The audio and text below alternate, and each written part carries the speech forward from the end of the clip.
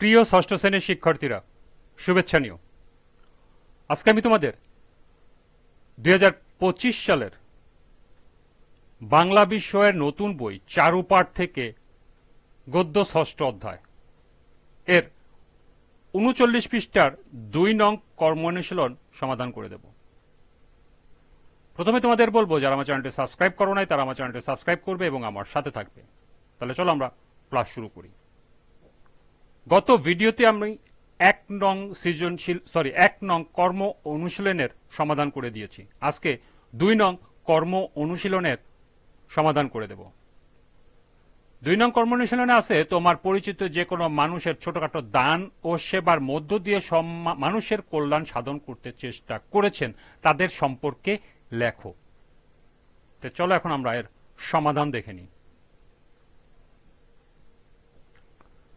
এর সমাধান হবে, সমাজে কিছু মানুষ আছেন যারা নিঃস্বার্থভাবে অল্প সামর্থ্য নিয়েও অপরের কল্যাণে কাজ করে যাচ্ছেন। তারা সাধারণ মানুষ, কিন্তু তাদের মন মহান। তারা ছোটখাটো দান ও সেবার মধ্য দিয়ে সমাজের ইতিবাচক পরিবর্তন আনার চেষ্টা করেন।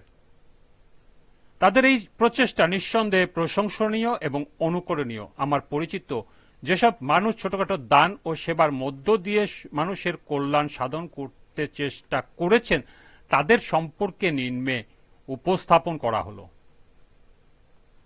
1, আমার স্কুলের একজন শিক্ষক ছুটির দিনে বস্তি এলাকায় গিয়ে ছোট শিশুদের বিনামূল্যে পাঠদান করেন। তার এই প্রচেষ্টায় অনেক শিশুর শিক্ষার প্রতি আগ্রহ জন্মেছে। 2, আমার পরিচিত একজন যুবক প্রতিদিন রাতে কাজ থেকে ফেরার পথে তার টিফিনের অতিরিক্ত খাবারটি একটি নির্দিষ্ট ভিখারিকে দিয়ে আসেন। এটি তার কাছে বড় কোনো বিষয় না হলেও সেই ভিখারির কাছে প্রতিদিনের একটি নিশ্চিত খাবার। 3, আমার পরিচিত একজন চাকরিজীবী প্রতি মাসে একদিন নিজেদের মধ্যে চাঁদা তুলে বন্ধুদের নিয়ে হাসপাতালে গিয়ে গরিব রোগীদের জন্য ঔষধ ও ফলমূল দিয়ে আসেন।